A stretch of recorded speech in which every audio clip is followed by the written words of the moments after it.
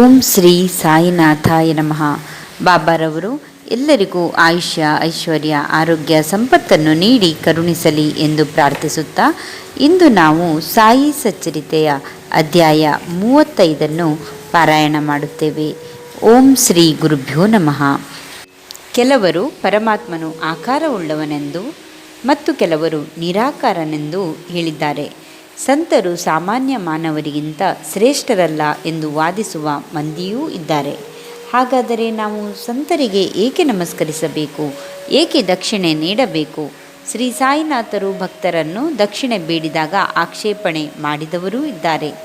ಕಾಕಾ ಮಹಾಜನಿ ಅವರಿಗೆ ಆಪ್ತ ಮಿತ್ರರೊಬ್ಬರಿದ್ದರು. ಅವರು ವಿಗ್ರಹ ಪೂಜೆಯನ್ನು ನಂಬುತ್ತಿರಲಿಲ್ಲ. ಬಾಬಾ ಅವರಿಗೇಕೆ ನಮಸ್ಕರಿಸಬೇಕು, ದಕ್ಷಿಣೆ ನೀಡಬೇಕು ಎಂದೆಲ್ಲ ವಾದಿಸುತ್ತಿದ್ದರು. ಒಮ್ಮೆ ಮಹಾಜನಿ ಅವರ ಆಗ್ರಹದ ಮೇರೆಗೆ ಶಿರಡಿಗೆ ಹೊರಟರು. ಮಾರನೆಯ ದಿನ ಬೆಳಿಗ್ಗೆ ಮಸೀದಿಗೆ ಹೋದಾಗ ಬಾಬಾ ಅವರೇ ಬಂದು ಬನ್ನಿ ರಾಯರೇ ಎಂದರು. ಅವರ ಧ್ವನಿ ಆ ಮಿತ್ರರ ತಂದೆಯನ್ನೇ ಹೋಲುತ್ತಿತ್ತು. ಅವರಿಗೆ ತಮ್ಮ ಎಲ್ಲ ನಂಬಿಕೆ ಹಠಗಳನ್ನೆಲ್ಲ ಮರೆತು ತಮಗೆ ಅರಿವಿಲ್ಲದಂತೆ ಬಾಬಾ ಅವರ ಚರಣಾರವಿಂದಗಳಿಗೆ ನಮಿಸಿದರು. ಶ್ರೀ ಸಾಯಿನಾಥರು ಮಹಾಜನಿ ಅವರನ್ನು ದಕ್ಷಿಣೆ ಬೇಡಿದರು. ಆದರೆ ಅವರ ಮಿತ್ರರನ್ನು ಕೇಳಲಿಲ್ಲ. ಅವರಿಗೆ ಆಶ್ಚರ್ಯವಾಯಿತು. ಕೊನೆಗೆ ಧೈರ್ಯ ಮಾಡಿ, ನಾನೂ ದಕ್ಷಿಣೆ ಕೊಡಬೇಕೇ ಎಂದು ಕೇಳಿದರು. ಆಗ ಬಾಬಾ ನಸುನಕ್ಕು, ನಿನಗೆ ದಕ್ಷಿಣೆ ಕೊಡಲು ಮನಸ್ಸಿರಲಿಲ್ಲ, ನಿನಗೆ ಕೊಡಬೇಕು ಎನಿಸಿದರೆ ಕೊಡು ಎಂದರು. ಆಗ ಅವರು 17 ರೂಪಾಯಿ ದಕ್ಷಿಣೆಯನ್ನು ಬಾಬಾ ಅವರಿಗೆ ಅರ್ಪಿಸಿದರು. ಆಗ ಅವರು ಹೊರಡಲು ಅನುಮತಿ ನೀಡಿದರು. ಶಿರಡಿಯಿಂದ ಮುಂಬಯಿಯ ತಮ್ಮ ಮನೆಗೆ ಬಂದಾಗ ಕಿಟಕಿ ಬಾಗಿಲನ್ನು ತೆರೆದರು. 2 ಗುಬ್ಬಿಗಳು ಸತ್ತು ಬಿದ್ದಿದ್ದವು. 3ನೇ ಗುಬ್ಬಿ ಹಾರಿ ಹೋಯಿತು. ಈ ಮುಗ್ಧ ಪಕ್ಷಿಯನ್ನು ರಕ್ಷಿಸಲೆಂದೇ ಬಾಬಾ ತಮ್ಮನ್ನು ಮನೆಗೆ ಕಳಿಸಿರಬೇಕೆಂದು ಅವರು ಭಾವಿಸಿದರು. ಕಾಕಾ ಮಹಾಜನಿಯವರು ಕಂಪನಿಯ ಮಾಲೀಕರೂ ವಕೀಲರೂ ಆಗಿದ್ದ ಧರಮಸಿ ಜೇಠಾಬಾಯಿ ಅವರು ಸಹ ಆಗಾಗ್ಗೆ ಶಿರಡಿಗೆ ಹೋಗುತ್ತಿದ್ದರು. ಒಮ್ಮೆ ಹೋಳಿ ಸಮಯದಲ್ಲಿ ಮಹಾಜನಿ ಧರಮಸಿ ಹಾಗೂ ಇನ್ನೊಬ್ಬರು ಶಿರಡಿಗೆ ಹೊರಟರು.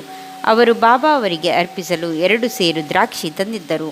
ಮಸೀದಿ ತಲುಪಿದಾಗ ತರ್ಕಡೆ ಅವರು, ಇಲ್ಲಿಗೇಕೆ ಬಂದಿರಿ ಎಂದಾಗ ದರ್ಶನಕ್ಕೆ ಎಂದರು. ಕಾಕಾ ಅವರು ತಂದ ದ್ರಾಕ್ಷಿಯನ್ನು ಬಾಬಾ ಅವರಿಗೆ ಕೊಡಲು ಇಚ್ಛಿಸಿದ್ದರು.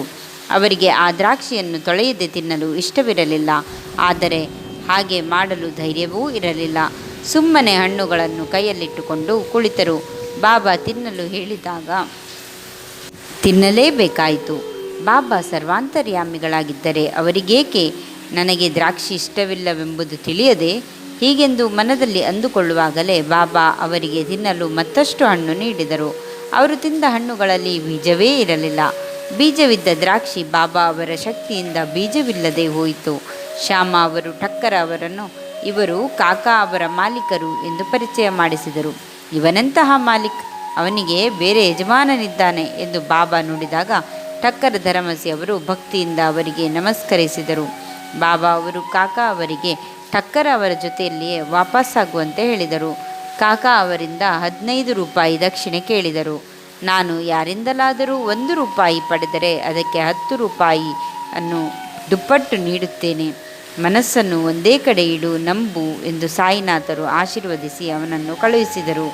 ನಿದ್ರಾಹೀನತೆಯಿಂದ ಬಳಲುತ್ತಿದ್ದ ಕಾಯಸ್ಥ ಜನಾಂಗದ ಒಬ್ಬ ಭಕ್ತನಿಗೆ ಸದಾ ಅವನ ತಾತ ಕನಸಿನಲ್ಲಿ ಕಾಣಿಸಿಕೊಂಡು ಬೈಯುತ್ತಿರುವಂತೆ ತೋರುತ್ತಿತ್ತು. ಆತನು ಭಕ್ತರ ಸಲಹೆಯಂತೆ ಉದಿಯನ್ನು ತಲೆದಿಂಬಿನ ಬಳಿ ಇರಿಸಿ ಮಲಗಿದಾಗ ಸುಖನಿದ್ರೆ ಬಂದಿತು. ಅಂದಿನಿಂದ ಆತನು ಬಾಬಾ ಅವರ ಪರಮ ಭಕ್ತನಾದನು.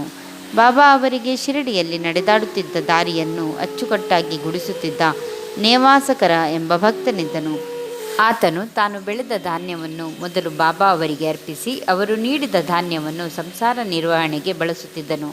ಇದನ್ನು ತನ್ನ ಮರಣದ ನಂತರ ಮಗನೂ ಬಹುಕಾಲ ಅನುಸರಿಸಿದನು. ಇದರಿಂದ ಆತನ ಕುಟುಂಬಕ್ಕೆ ಒಳಿತಾಯಿತು. ಒಮ್ಮೆ ನೇವಾಸಕರರ ಶ್ರಾದ್ದವಿತ್ತು. ಅತಿಥಿಗಳು ಬಂದರು. ಆದರೆ ಮಾಡಿದ ಅಡುಗೆ ಯಾರಿಗೂ ಸಾಕಾಗುತ್ತಿರಲಿಲ್ಲ. ಶ್ರೀಮತಿ ನೇವಾಸಕರರು ಕಂಗಾಲಾದರು. ಆಗ ಅವರ ಅತ್ತೆಯು, ಚಿಂತಿಸದಿರು, ಈ ಆಹಾರವು ಬಾಬಾ ಅವರಿಗೆ ಅರ್ಪಣೆಯಾದುದು. ಆಹಾರದ ಪಾತ್ರೆಗಳನ್ನು ವಸ್ತ್ರದಿಂದ ಮುಚ್ಚಿ ಉದಿ ಸಿಂಪಡಿಸು. ನಂತರ ಇದು ಬಾಬಾ ಅವರ ದಿವ್ಯ ಕೃಪೆಯಿಂದ ಅಕ್ಷಯವಾಗುತ್ತದೆ ಎಂದರು. ಹಾಗೆಯೇ ಅಂದು ಮಾಡಿದ ಆಹಾರ ಎಲ್ಲರಿಗೂ ಸಾಕಾಯಿತು. ಬಾಬಾ ನೇವಾಸಕರ ಕುಟುಂಬದ ಗೌರವವನ್ನು ಕಾಪಾಡಿದರು. ಸರ್ಪರೂಪದಲ್ಲಿ ಬಾಬಾ ದರ್ಶನ. ಶಿರಡಿಯಲ್ಲಿ ರಘುಪಾಟೀಲ ಎಂಬುವರಿದ್ದರು. ಅವರು ಒಮ್ಮೆ ನೇವಾಸಕ್ಕೆ ಹೋಗಿದ್ದರು.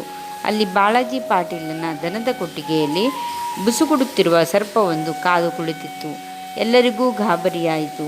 ಆದರೆ ಬಾಳಾಜಿಯವರು ಮಾತ್ರ ಇದು ಸರ್ವರೂಪಿ ಬಾಬಾ ಎಂದೇ ನಂಬಿ, ಸ್ವಾಮಿ ಹೆದರಿಸುವಿರೇಕೆ, ಈ ಹಾಲನ್ನು ಸ್ವೀಕರಿಸಿ ಎಂದು ಹೇಳಿ ಅಲ್ಲಿಯೇ ನಿಂತರು. ಸ್ವಲ್ಪ ಸಮಯದ ನಂತರ ಆ ಸರ್ಪವು ಹಾಲನ್ನು ಶಾಂತಿಯಿಂದ ಕುಡಿದು ಮಾಯವಾಯಿತು. ಬಾಳಾಜಿಯವರ ಕುಟುಂಬಕ್ಕೆ ಬಾಬಾ ವಿಶೇಷ ಆಶೀರ್ವಾದ ನೀಡಿ ಹರಸಿದರು ಎಂಬಲ್ಲಿಗೆ ಶ್ರೀ ಸಾಯಿ ಸಚ್ಚರಿತೆಯ 35ನೇ ಅಧ್ಯಾಯವು ಸಂಪೂರ್ಣವಾಯಿತು. ಓಂ ಶ್ರೀ ಸಾಯಿನಾಥಾಯ ನಮಃ. ಓಂ ಶ್ರೀ ಗುರುಭ್ಯೋ ನಮಃ.